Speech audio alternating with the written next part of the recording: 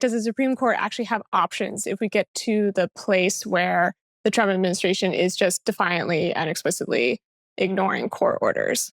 I think it's more than symbolic. If we go back through history, I mean, Zach mentioned the apocryphal Andrew Jackson quote, but why did Richard Nixon turn over the Watergate tapes? Right? The Supreme Court ordered him to. He didn't want to. He knew it was on them. He knew it would basically be his demise.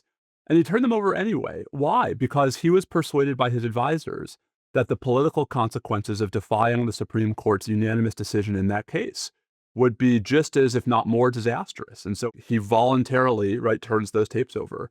I guess I'm not yet persuaded, and maybe this is just because I'm a law professor and I need this to be true, but I'm not persuaded that a world in which the Trump administration just starts openly defying the Supreme Court is a world in which every single Republican member of Congress goes along.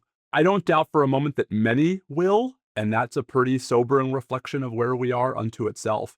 But I mean, you guys know this better than I do. It wouldn't take that many Republicans in both chambers of Congress to threaten to caucus with the Democrats, to at least agree to vote, right, with the Democrats on key matters, for that to be a lever that would effectively induce the Trump administration to comply. And so I guess I'm just not as cynical, Emma, right, that like this is where we're heading. And just guys, if you look around, I mean, there have been, as we're sitting here recording this, already somewhere north of like 90 different orders blocking Trump policies in some way, shape, or form.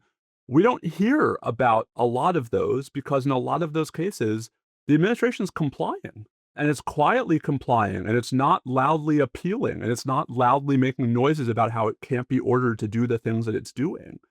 And that's not for nothing to me. That's actually a sign that a lot of what we are reacting to is rhetoric coming out of the White House and a handful of troubling cases of misbehavior, whether by lawyers or by agencies, but nothing that rises to the level of the kind of pattern that would suggest that the administration is actually wholly disinterested in complying with adverse judicial rulings.